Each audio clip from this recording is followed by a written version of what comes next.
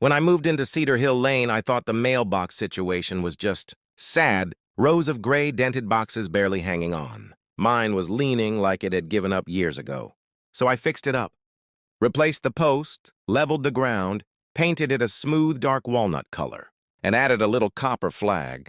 For fun, I hand-carved my house number into the front and added a small sunflower design.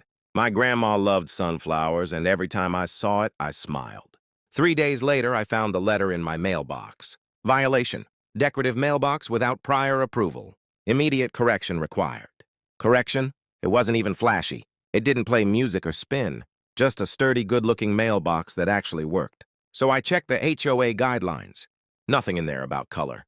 Nothing about carvings. It just said the box must be functional and securely mounted. So I wrote back politely, explaining that the box met all listed standards and included a photo to prove it. A week passed, and I got another letter. This time with a $75 fine and a warning about further action. I asked to attend the next HOA meeting. The room was mostly the usual suspects. Walter, the president, who always looked like he was 2 minutes away from yelling at clouds. Janet, who took the minutes and seemed afraid of eye contact. And a few neighbors, mostly quiet. When it was my turn to speak, I brought a printout of the mailbox guidelines, a photo of my mailbox, and photos of 5 others on my street. 2 rusted, 1 duct-taped, 1 with no number at all, and 1 with a door that hung open like a broken jaw. I calmly asked what standard we were enforcing exactly. Walter said mine was a distraction. That uniformity helped preserve property values. That if everyone did what they wanted, there'd be chaos. Chaos.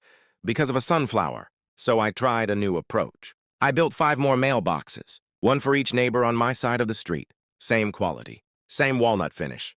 Slightly different design etched on each one. A leaf, a pine cone, a mountain, a wave, and 1 with the neighborhood's name carved across it. Then I offered them for free. Every neighbor accepted. The block started to look like someone actually cared. People slowed down to look. The mail carrier left me a thank you note taped under the flag. At the next meeting, Walter didn't even look up when I walked in. But Janet did.